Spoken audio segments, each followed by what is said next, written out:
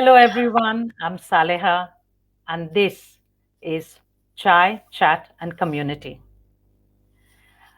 Tonight, we are discussing a very important subject, a subject that exists in our community, but somehow we just don't want to talk about it because it is better not to talk about it. We wear blinkers, we don't want to know about it, and we somehow think it is perfectly fine to sweep it under the carpet. But we won't, because I think it's time we talk about it. International Women's Day. That's on the 8th of March on Monday, isn't it? International Women's Day celebrates women all around the world by giving them equal rights. But in reality, do we really have equal rights?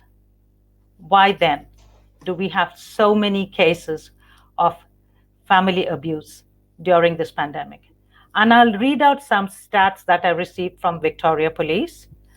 The latest crime statistics from Vic Police show that in the last 12 months ending September 2020, 74.8% or 67,351 of the 90,063 affected family members were male, while 25.1% or 22,619 were female. The number of female affected family members increased by 7.2%, which translates to 4,539 in the last 12 months. This is an increase of 14% or 8,264 since the year ending September 2016. What shocking figures! Please meet my guests who are going to talk more about it. Krishnan from IndianCare and Priyanka Shetty from West Justice. Hello, ladies. How are you? Hello, Saleha. Hi, Saleha. Good to see you. Good to see you too. Before we start on a very sensitive topic, do you want to tell us about yourself, please? Priyanka? You want to go first? Yep. Yep, absolutely. Hi, Saleha. Thank you for inviting your show, particularly around International Women's Day and such an important subject to talk about. I'd like to start by acknowledging that we are on traditional unceded lands, and it always makes me proud to be able to do the acknowledgement because it does show the resilience of people who've been oppressed for years. And it also gives hope to women who are fighting gender inequality and a range of other issues around family violence, that hope is always there. Krishnan, I'm a social worker by background, and I'm the family violence coordinator for IndianCare. I've lived in Australia, raised a family in Australia for decades now, lived in a few other countries as well. And yeah, it's been a very interesting journey. And what gets me up from bed every morning is that my work does indeed make a difference for women across Victoria. And it's such important work to be doing. Thank you. Priyanka? Hi, Saleha. Thank you very much for inviting me to this show. My name is Priyanka Shetty. I'm the Family Law Family Violence Program Manager at West Justice Community Legal Center. I started off assisting refugees and asylum seeker, and now for the more than 10 years, I've been providing duty lawyering service, assisting clients with intervention order matters at very beyond Sunshine Court. And as Anu said, it makes a lot of difference to know that you're making a difference to people's life. Yes. Yeah. Thank you. I'll show some comments that have come through. Hello, Anand. Thank you for watching. That's a message for you, Anu, from Anand. Thank you, Anand. Really nice to say that. Hello, Shona. Thank you for watching. Let me ask you, ladies, and maybe Anu, you can answer this first. How would you define family violence or domestic violence, as most of us call it, which we shouldn't be because it is family violence?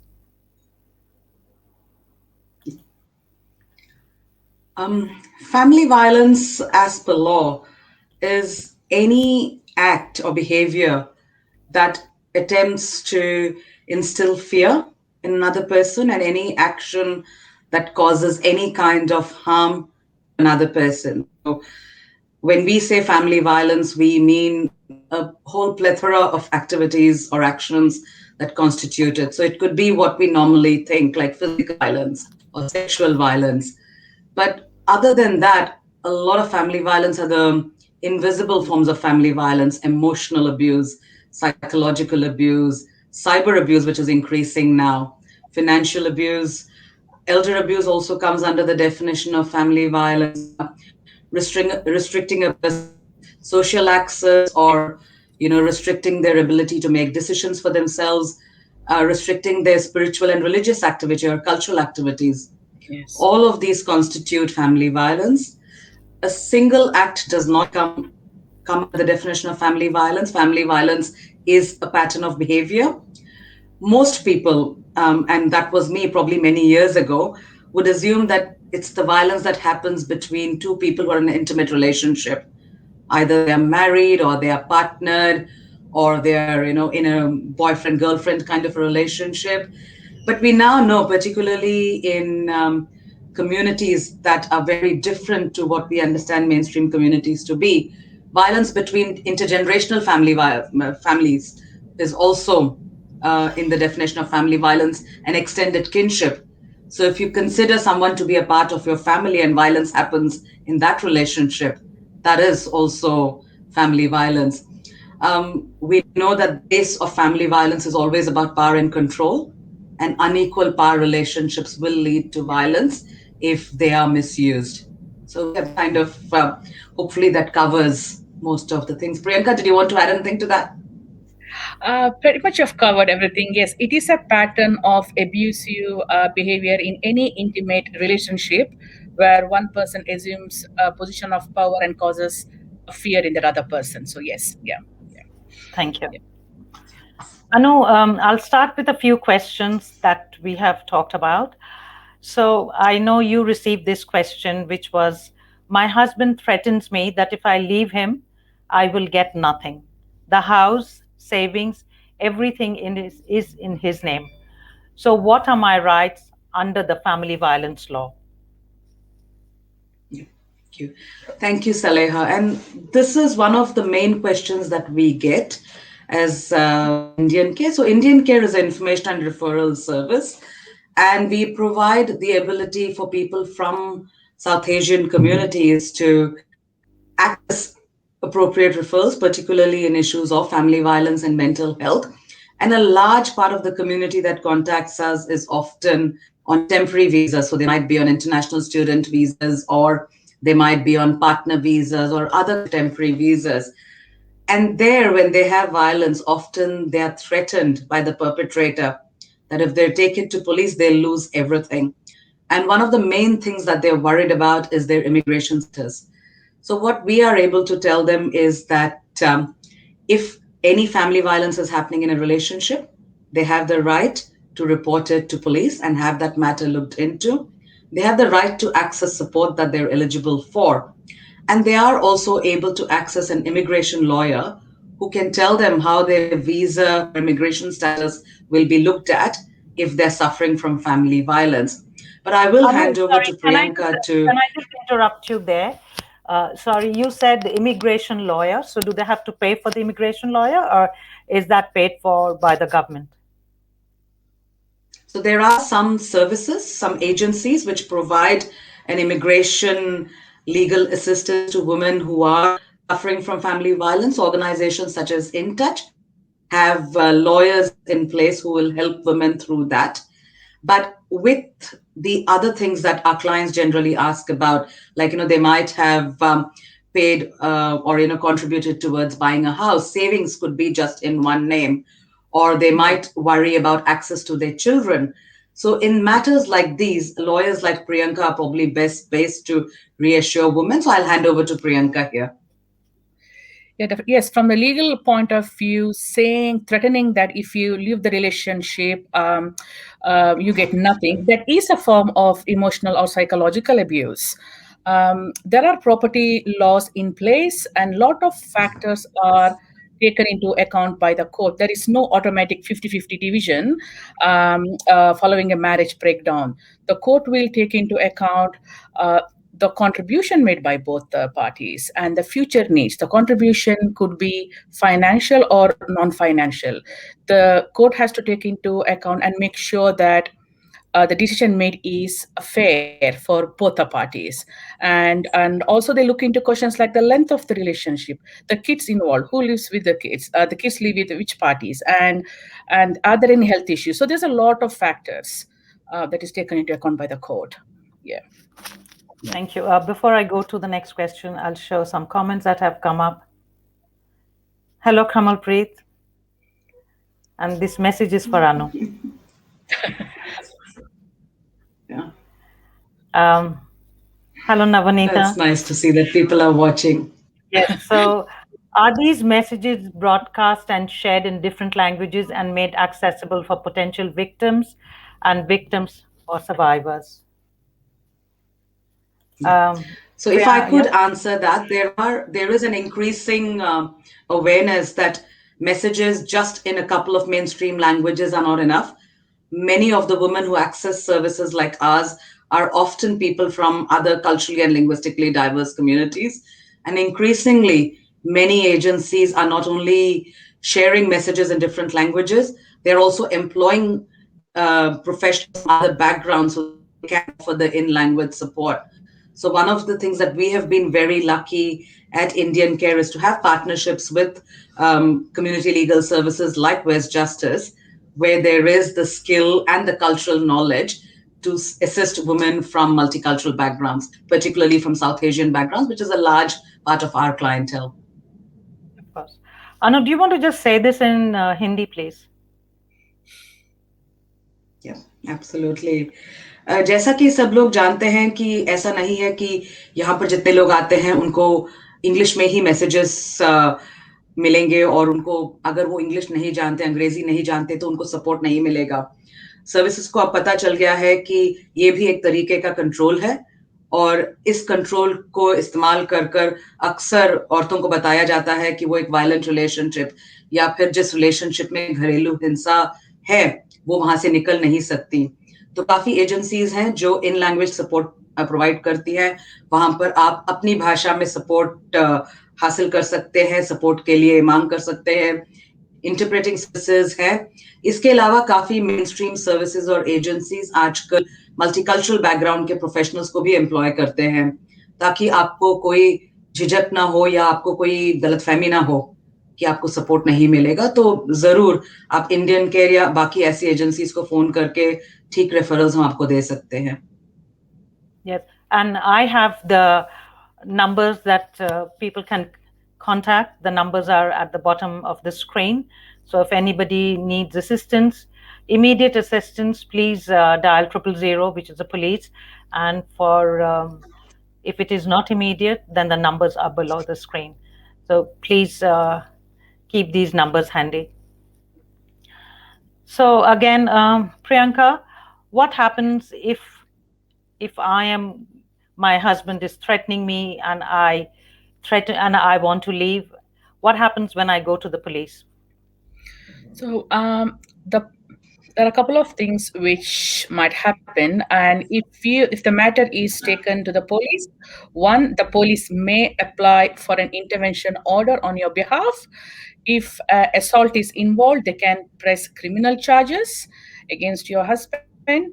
And if the children are exposed to significant family violence, the children can be named on the intervention order, and they can notify the child protection as well. So the police will initiate this by issuing a safety notice, which is like a temporary order until the matter comes back to court. So to briefly explain the intervention order, it is a court-issued order which aims at preventing further harm towards the victims. Now, the standard period is 12 months, but a person can apply for that to be extended after 12 months, but they need to have grounds for it. It's not as easy as just going and making an application. You need to prove that there has something has happened in the past 12 months, which and the fear still continues. Now, there are two types of order.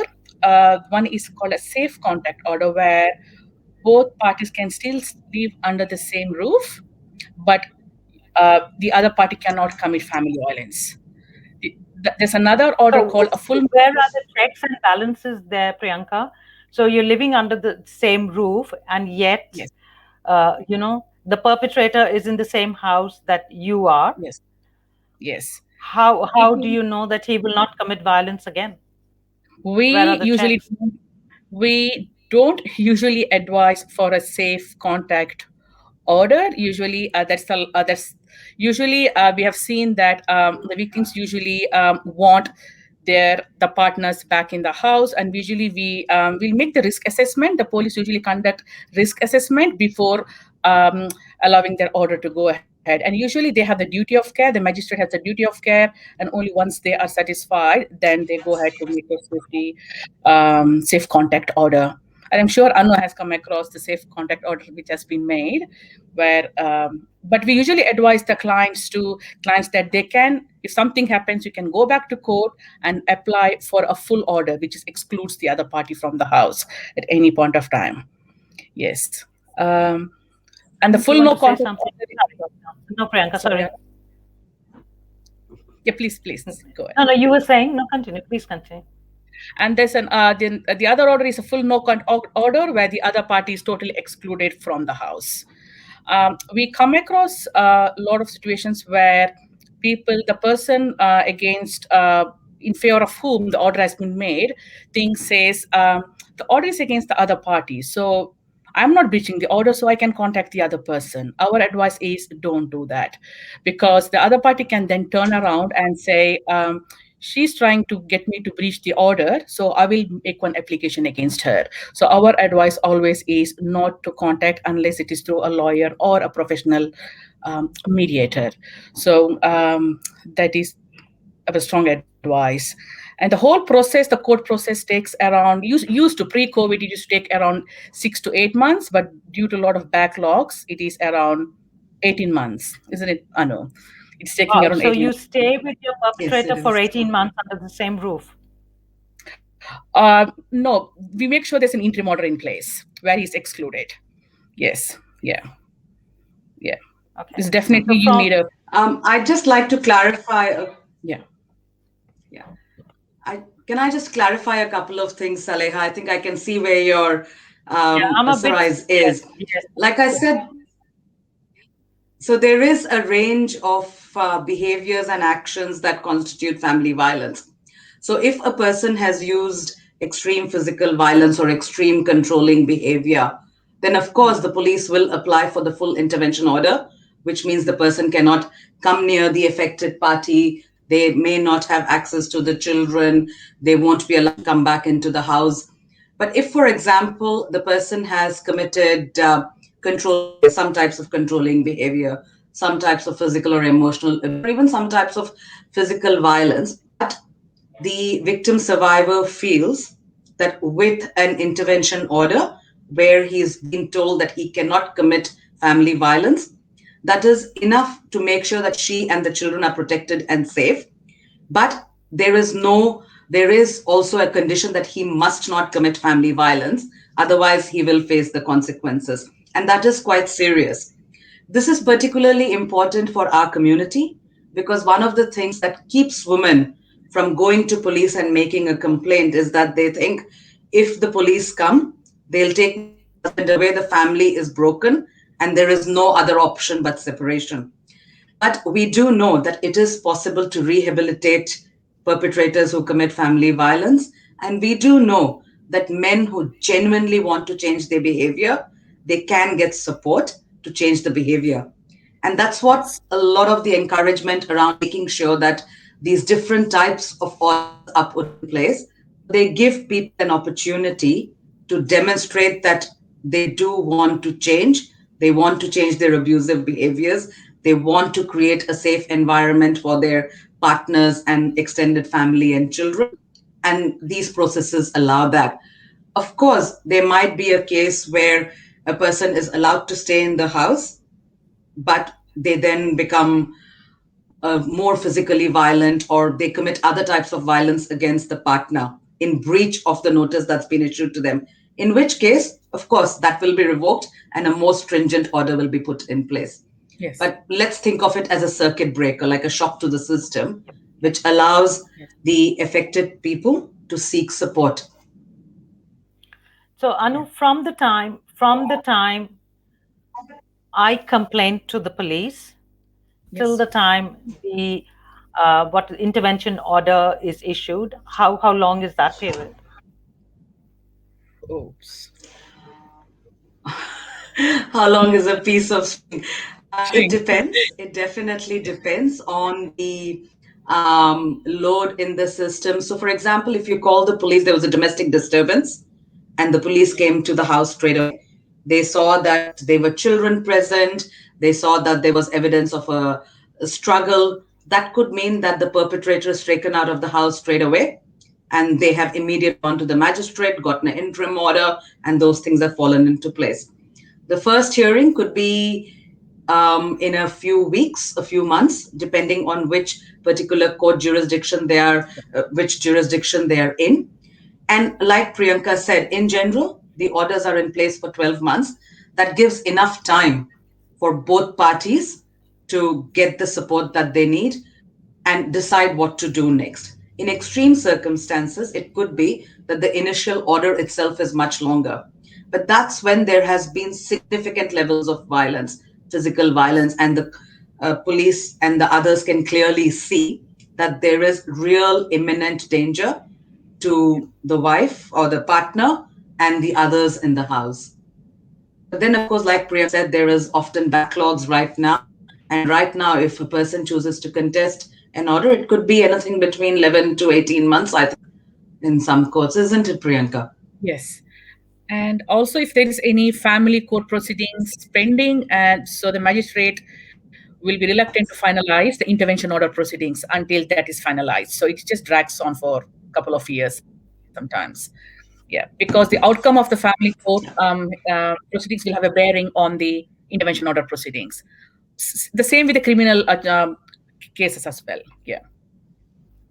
Yeah. So actually, yeah, I think we are talking a lot from what a kind of you've nearly answered all my questions, but I'm going to ask you something else. So, if I'm an international student, or I'm on a partner visa, or I'm a newly arrived bride, um, I'm not working, I'm financially dependent on my husband, partner, boyfriend, whatever you call it, and whoever it may be, and there has been physical violence, I don't have any financial means to look after myself. What happens to my sustenance? As an international student, am I allowed? Do I get anything from the government? If no, then how do we survive? And that may be one of the reasons why a lot of people, a lot of girls will not speak up, because everybody's worried about the financial situation. Everybody's worried about the visa, the visa situation. And we all know, shadis back home are so elaborate. Parents would have spent hundreds and thousands of dollars to get us married off to this so-called fancy man who lives in Australia. What happens to the girls? I mean, there are so many things that are into play, and I can see that if it's taking that many months for the courts to do anything, girls will be a bit worried to go and talk to the police or go to court. What happens then? What happens to the kids if there are kids involved? Or was there too many So questions? I'll take that first, Priyanka, and then maybe Priyanka cover up the bits that I won't be able to cover up. But cover, I think there's a couple of things that you've mentioned in this, Saleha, that are quite important to highlight. And it's different for each of the visa categories that you've spoken about. Now, for an international student, if they experience any kind of family or domestic violence, their student visa status is not impacted by making a complaint. So that is one thing. Where they do have an issue is the emotional, psychological, and often physical toll that such incident and complaining about it can have. There is limited support, financial support from the government for students who make complaints about family violence, but that doesn't mean there is no support. Many services are able to help international students who are experiencing family violence. So that's definitely there. And there is access to emotional support, counseling, and other things that they definitely need if such an incident happens with them. If they are on a partner visa, then of course that does change the situation a little bit. But again, it doesn't mean that there is no support. There is definitely support available. And one of the things that we need to remember is that the visa status doesn't impact your ability to make a complaint. That is often, like Priyanka said earlier, a way in which perpetrators control their victims, and it's a way of making sure that they get away with really, really, really extreme levels of violence and control. So that is something that we always encourage, that we are able to support you in many ways if you choose to make a complaint. But I will let Priyanka answer on what kinds of support legally they can access if they have in either of those visa statuses. I think in terms of visa status, our center, I'll be honest, doesn't specialize in that area, and we usually refer them to InTouch whenever they we get those queries. Yeah, yeah, around that. Yeah, yeah. But I think Um, yeah, but Anu has covered pretty There much are all the. Yeah. Sorry, Anu, you were saying something? Yep. So I was just going to add on to what Priyanka was saying around InTouch support. So InTouch does support women on migrant and other visas with a legal service. So legally, whether their visa is impacted, there are services that can help them with that bit. Now, of course, it is difficult for people to come forward, but what we do know is that if you don't seek support, the trauma, Yeah. long term impact of family violence on you can continue for decades. And which is why we always encourage victim survivors to Yeah. make sure that they raise it so they can deal with that trauma. And we can provide other kinds of support other than the financial aid, counseling, and other kinds of support that they need Yeah. to address those traumas. It is also, like you said, there is a big stigma, particularly in South Asian communities, around talking about family violence because we think कि घर की बात है, घर में ही रहे तो better है. How can you complain about your husband? What will people think? You know, so much money has been spent on the wedding. There are often financial pressures from parents. But what we do know is unless there is a complaint made and unless a perpetrator is made aware of what they've done and they're given the opportunity, if they genuinely want to change their behavior, there is no long term happy outcome for the victim survivors. The trauma simply continues. It is also extremely empowering for young women and any women to take their well being into their own hands and make sure that their perpetrator is held to account. So, always, always highly encourage that. The other aspect, which is quite important, and we do need to have these conversations more and more within our communities, is that one of the biggest fears people have is stigma about what people will say. So instead of talking about the victim and saying that she's done something wrong, usne kuch galat kiya hai, we need to make sure that the perpetrators are held to account within the community and they're not excused simply because they are men who are working here in Australia, like you said, big fancy job or whatever. But we call out the behavior for what it is. It is violence, it is abuse, and it is not legal here and it's not legal anywhere else. So we need to hold them to account and change attitudes within the community to make sure that it doesn't continue. And that's the work also that we are doing by trying to highlight the trauma and impact it has on all our migrant communities when violence is an issue. Thank you. I'm going to show some comments that have come. Yes, Anand, it is a Absolutely. crime. That is so true, Anand.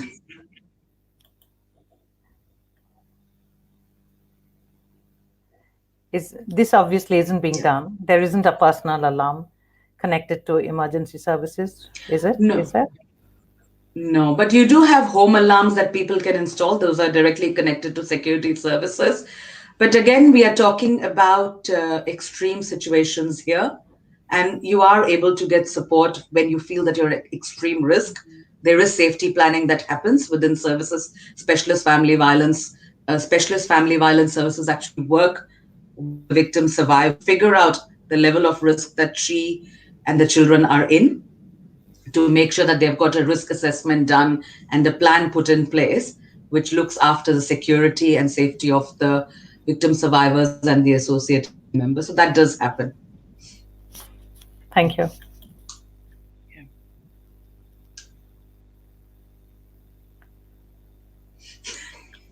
I think those are outside the remit of Uh, what we are able to do. But what we can definitely say, that surveillance equipment is often used as a way of controlling victim survivors, and perpetrators will often use tracking devices on cars, on phones, electronically track their social media activity and personal communications to control their victims, and that is definitely illegal.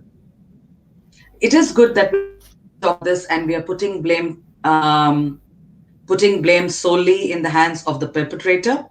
So that is definitely where I it think needs to it's be. We time we should did not be that, isn't victim it? blaming. Yes, we Absolutely. So should the not. blame, so we can keep talking about victim survivors need to better protect themselves, but what we should really be doing long term is ensuring that perpetrators realize that what they are doing Yes. is misusing their power and privilege And and strength. controlling others. And men are so And much strength, stronger than us. absolutely. So it's a strength that they have over us that we don't have. And yes, I think it's time men stood up for women, and times have changed because we are supposed to be equal partners.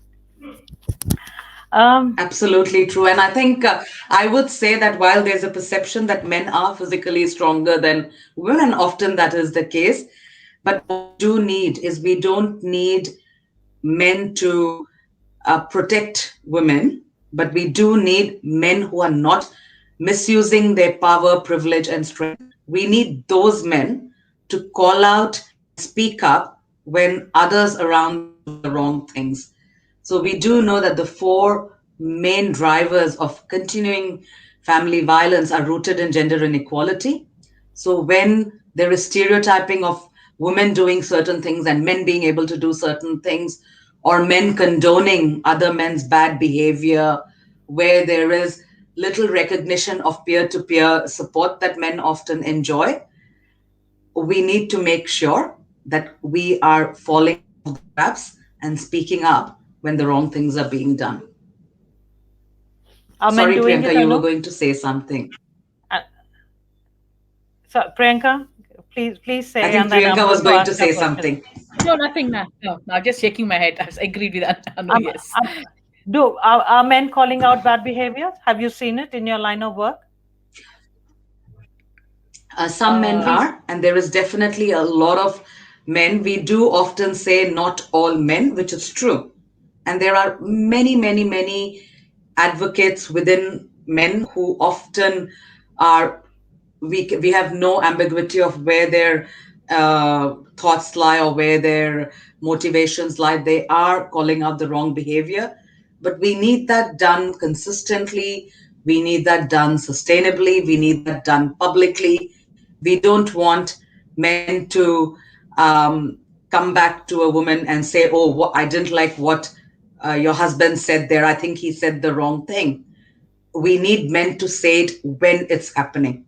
We need them to watch out when in their spheres of influence their peers are demonstrating in a incorrect behavior. They need to speak up then. We need men to recognize the privilege that they have and acknowledge that it's their privilege that helps them achieve certain things. And it starts with gender equality. It's not enough to say that I support Absolutely.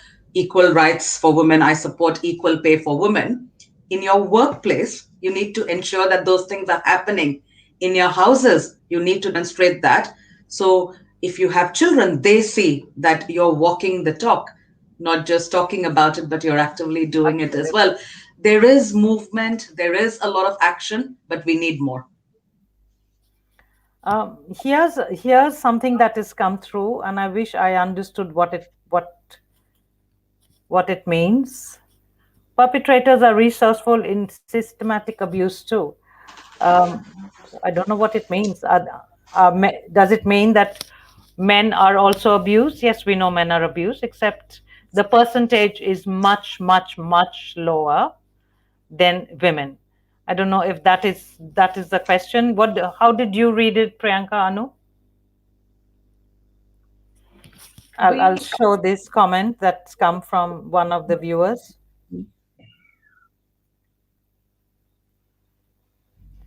Perpetrators are resourceful in systematic abuse too.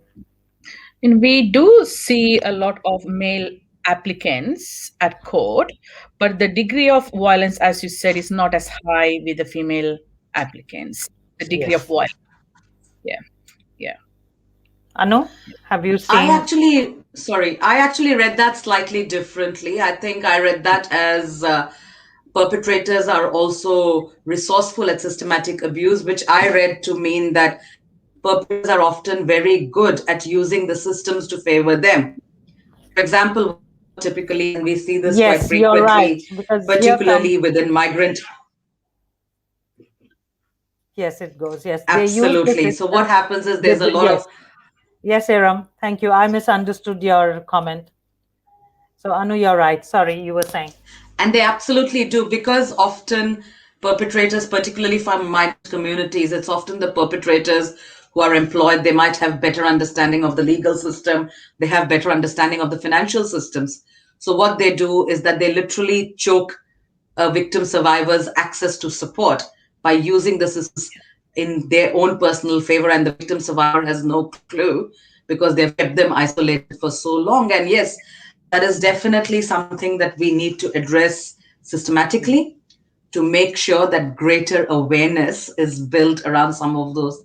One of the things that we are doing at IndianCare is trying to help with this by raising awareness about the legal supports available for victim survivors, increasing women's financial literacy so they Yes. are aware of their financial rights, and there are simple things which Mm. sometimes they don't know, and also demystifying what police do. There is an inherent suspicion of police in many of the communities that our clients are from because of their Yes, experiences back in the home country. So yes, we need yes. to demystify what police do here in Australia. So we are trying to address a three-pronged approach for our communities here at Indian Care.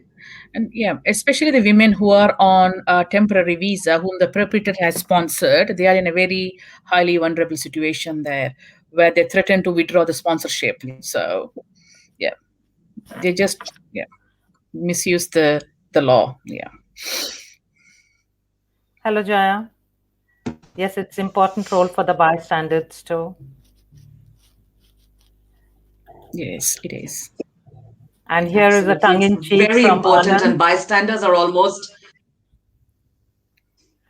I think that's well beyond the reach of this show, or in fact, any of us here in Victoria. We can completely be Considering what has behind happened. the Yes. support. Um, Hello, Tanima. Bystanders' understanding of DFP and its complexity is very important. Yes, I mean, I'm one of those people. I don't understand that, which is why I have been interrupting you so much, because I want to better understand what happens. And Tanima is a doctor, so she's a GP. Yeah. Yes, they use their I social think it's status. very important what people have. Yeah. I think it's very important what people have said about bystanders. And one of the things that we often overlook is the role of bystanders in this work, and particularly in our communities. If we look at it, we actually place a lot of value on what society thinks of us as people and of our families. Now, Yes, bystander is nothing but other people's society. So if they speak up, it has a massive impact both on the victim survivor as well as the perpetrator. So if a person can actually go and stand with a victim survivor when they're taking a step to hold their perpetrator accountable. That's a very powerful support for the victim survivor. And similarly, if a person from the community actually stands up against a perpetrator and calls them out and says what you're doing is wrong and it's incorrect and you need to stop, that also sends a very powerful message to people that their behavior isn't acceptable. So, this is the only way we are going to be able to change social norms, by each one of us playing our role in changing the social perceptions around family violence. And also victim shaming. I think that that's the first thing that we have to stop doing. We have to just stop doing that. Absolutely. Um, I have many, many Absolutely. questions, so I'm going to go ahead and ask you that. Um, what is the difference between an undertaking and an IVO? So I'm guessing IVO is intervention order. Am I right? Yes, yes, Okay, yes, Priyanka, this is you. yes. Yes, this is for you. So, the main difference between an undertaking and intervention order is, if there is a breach of an intervention order, there are criminal consequences. Where with the undertaking, it is a promise to the court. And usually, they are not legally enforceable, in the sense that the police don't get involved unless there is some serious assault involved. And the victim can only go back and reinstate the application. So there are no consequences, criminal consequences. That's the main difference. Yes, yeah, yeah. So And we usually don't. what? Sorry. Yeah, no, no. So, No, as it depends, depending on the degree of the violence. Usually, we would push for an intervention order, but sometimes the victim says, "Look, I want to give him a chance. I let me see how it goes, and if there's a breach, then I can reinstate the application anyway." So, yeah. so the undertaking is a verbal promise. It's there is a template at court. It's a written promise. It's on the court file. Yes. Yeah. So, so it is signed by the perpetrator, signed by Both of both, them. or signed by Both of both. them. Yes. And what happens if the perpetrator breaks that? For example, if it's signed today and if it's breached tomorrow, the victim can go at any point and reinstate the whole application. So its standard is we can negotiate 6 months to 12 months, but it can be reinstated at any point. Yes. And at Yeah. that time, both of them are living under the same roof. It can still have exclusion clauses, or it can have only one conditions where they can still live under the same roof. Yes. Yeah. Um, I'm going to ask this question again because I don't think I'm clear in my head. Yes. So, Priyanka, so if I'm an international student or I'm financially dependent and Yes. I've taken an IVO or an undertaking, Yes. what happens to me financially? How can I work 20 hours? In 20 hours work that I get at, say, $20 an hour, can I afford housing? Can I afford a meal? Can I afford public transport? Is there Mm. anything that is in my Mm. favor, except that the perpetrator? I'm trying to think of this from a young person or not so young person, people my age, who are Mm. dependent on their husbands, partners, boyfriends for financial support. For me to walk out of a relationship, Yes. and remember, Priyanka, in our society, this is not something new. It has been happening for generations, to an extent that we've started normalizing this. We may have seen our mothers going through this. We may have seen our grandmothers going through this. We may have seen our sister-in-laws doing this. It may be happening in our house where our brothers are doing the same thing to our sister-in-laws, or we are seeing our brother-in-laws do this to our sisters. So it is something that is, I hate to say this word, we are normalizing it because we have seen it since the time we have been born. So for us to take a step when we are so dependent, give me the options, Priyanka. Anu, give me the options. Give me the options. I am that person as an example. I'm trying to think of it from a a new migrant, and somebody who's been married, say, for 25 years. We talked about it, or I was talking about it to somebody who talked about how after 25 years this lady actually came and complained against her husband. how much guts it would have taken her that she's borne all of the, you know, the physical violence for 25 years and then decided to talk. So tell me. Absolutely. And those are very different circumstances, Saleha. So those are each one of those is a very different circumstance. Now, as an Yeah, international student, yes, during the study period, you're only legally allowed to work for 20 hours in a week, which is true. Now, as an international student, under the visa conditions, you've also taken certain undertakings to say that you are able to sustain yourself that's right. for the period of study here in Australia, Yep, and the income that you get is only meant to supplement. So it is never meant to completely I sustain know that. yourself, and that's the law. And when international students come, they come with that understanding. Of course, we know from our experience and our work that it is not always the case, and they are much more vulnerable to family violence. Now, there is two separate things to what you've said. One is, should they be complaining? Will they be supported and believed if they complain? Yes, they should be supported emotionally and legally. Should they be believed? Absolutely. Do they have the right to complain? Yes, of course. If the perpetrator is another international student, it will serious impact on their ability to continue studying here. If the perpetrator is not another international student of has some other visa here, then the impact and implications might be different. The second question you ask: should a person making a complaint be supported financially by the system or by the government, which will enable them to make take the step and make a complaint? That is something that many services and people are advocating for. We cannot change the policy or influence the policy as it is now, but we can definitely advocate for better policies and for better systems to be in place which help Yeah. a victim come out and make the allegation without fear.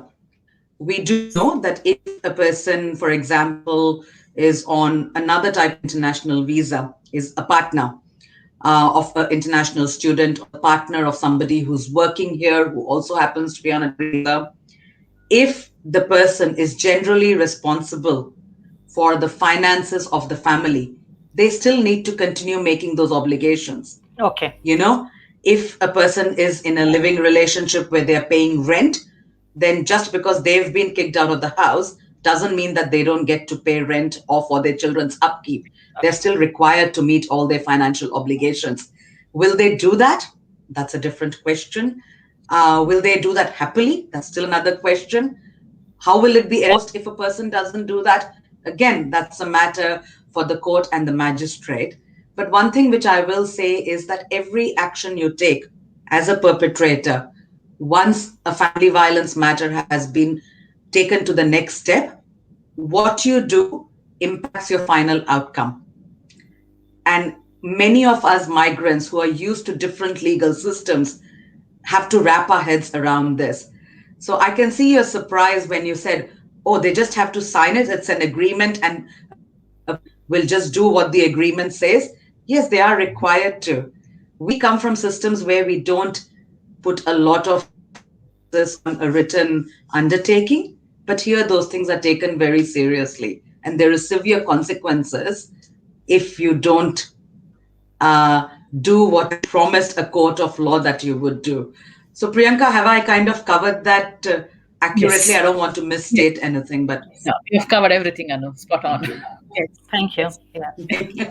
I hope, I mean, I'm asking because I read about this, Anu, and you know that too. So many women Yep. are so scared to come out, talk, and there are, if there are 5 women who complain, there are 25 other women who say adjust. And you and I both know, Yep. we both Absolutely. know this happens all the time. Um, so what is it? Absolutely. And that is unfortunately the truth, not just here. Sorry? No, no, no, no, no. I was going to ask you another question, but that's okay. And that is That is the unfortunately the unfortunate truth. truth. Yeah, that. Yep, that is the unfortunate truth. And for every person who comes out, there is probably many people who don't. And as professionals, as specialist practitioners, Priyanka and I can only continue to say that what's available and how we can support and encourage people to come and speak up. And the system will need to support. That's at the response end. And at the prevention end, we have to make sure that we are working towards reducing the numbers of violence so less women have and complain. The other thing, which is also a very real part of the work that we do, is to encourage women to speak up before the violence becomes extreme. So when they're starting to experience the emotional violence, financial violence, before it gets serious, there is risk to physical risk to life and limb. We need to bring women out earlier so the partners can seek the support if they want to change and make those changes. So, we shouldn't wait until it is too late. We need to encourage women to come out earlier. And that's the work we are doing today. So that's wonderful. Thank you. Um, did we speak about this, the difference between a safe contact order and no contact order? I Yes, think we have we did, covered that. right? Yes, Yes, yes. we did. And we've talked about how long the process takes, which is mind boggling. Same thing about extending the intervention order. We know about that. It's for 12 months and then Yeah. you take a call again, whether you want to extend it or not. Yeah. Can I contact my husband if there is an order in place against him? I know we talked about it, but maybe we reinforce it again. What do you say, ladies? Priyanka? Don't. If there is an intervention order in place for a reason, otherwise it's just a piece of paper. If you just yes, yeah, yeah. Anu?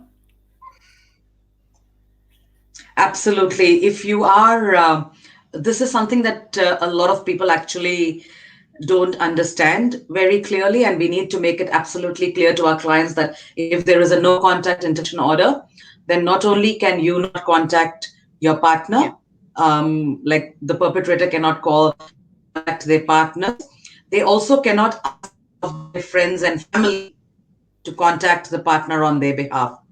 And this is something we are constantly reinforcing to any of our clients who come, that neither whatever the perpetrator is not allowed to do, they can't ask somebody else to do. So they can't get their best friend, their mother or their father or brothers to call the partner and ask them to take back the intervention order. That's as well.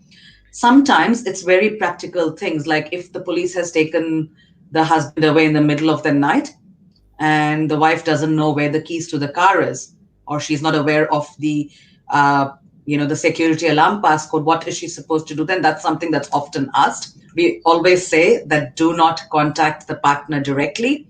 If you do contact the partner, we'll normally tell the partner do not respond, send the message to a lawyer or somebody at court or a support worker, and give the information, and that person will communicate. The only place where a contact can happen is either at court, where there is people present, or in an agreed mediation setting. Otherwise, there is no contact. Yes. Thank you. Can you add children to the intervention order? Yes. Children are named on the What does that intervention. mean? Yes, yes, yeah. What does that mean, Priyanka? What does it mean? If I have little children, does it mean that my husband can't come and see them, or does it mean there are going to be visitation rights, or there has to be a social worker? What does it mean? The order has an exception at the end, which says that the parties can negotiate child arrangement through text or phone. But if there is significant family violence involved, then they have to go through the mediator or through the lawyers. Yes, yeah. Because How you, successful? sorry, yes, sorry, I Saleha. was going to say, how successful has it been? Usually there has been breaches. Usually during the child changeover, there has always been the breach of the intervention order.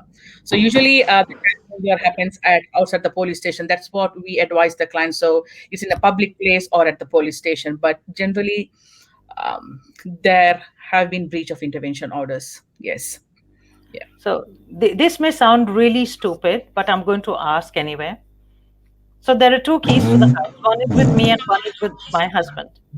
The husband is obviously, is now the perpetrator, and there Yes. is an intervention order against against my Yeah. husband, and he cannot visit home and he cannot see the children. Yes. However, what stops him from getting into the house? If I'm working and the children are home, and there can be so many situations. What happens? Well, that's a breach of the intervention order. Yeah. And again, we are thinking that these are not serious. There are not serious consequences. There are. I Yes. think also we need to be mindful that all of this is explained quite clearly to both the perpetrator and the victim Yes. survivor, or the applicant, as they are called in court. The respondent and the applicant. It is clearly explained to them Yeah. what the order entails. Yeah. A breach will mean. Of course, Yeah. there is nothing stopping you. You can come in, but then you are in breach of the law, and then you'll have to face the consequences. Some of the issues are very practical. Yes. If a person is kicked out in the middle of the night, they may need to negotiate with police and get their things Yep, out of the I house. understand that. That I So, understand. yeah. If the violence is significant, then we advise the parent to withhold the access and then initiate family court proceedings. So yeah. Yeah. We come from countries where every single question I ask is so pertinent. Um, Yes. Yeah. I listen to women talk amongst themselves, um, and sometimes I'm just shocked at what each one of them discuss. Honestly, it's really shocking. So I'm not being facetious and I'm not being flippant while I'm asking all these No, no, questions. absolutely. Yeah. Here is a No, very good Absolutely. advice. we have I have had clients who want to revoke the order because the children are missing the other parent. So we come across that a lot. So but then we have to advise them that the child, if you don't come across as a protective parent, then the child protection would get involved. So there's a lot of factors involved there, so in allowing access to the children. Yeah. Yeah. If it Here, raises serious safety concerns, And then that is our absolutely true, Iram. You have to keep evidence of breaches. yeah. evidence Yeah. of breaches. You have to keep evidence of breaches. That's an important one. Yes, definitely. Yeah. I'm Yeah. just going to show up a comment that came.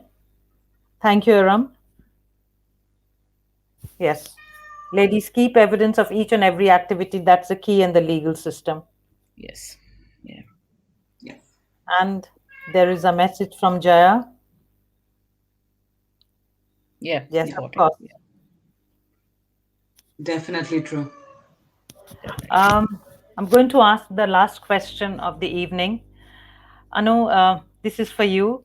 My husband says that if I report him to the police for using family violence, he will be kicked out of the country or lose his job, and then my children and I will be out on the street as well. Yep. Anu, Yep. yeah. And that is not unusual. Yeah. One of the things that we forget, and I mean, even in this discussion we are having, we have had discussions around what if he breaks the intervention order, what if he does that. But we forget that, these are not strangers who have come and lived in your house.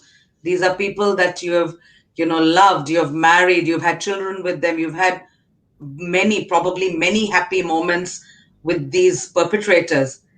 Just expect women to switch off and treat them like criminals is also very unrealistic. So we really need to support women in dealing with some of the fallout and the emotional consequences of bringing family violence matters to the attention of the police and seeking accountability and justice. Again, yes, of course, a perpetrator will try to pull those emotional heartstrings.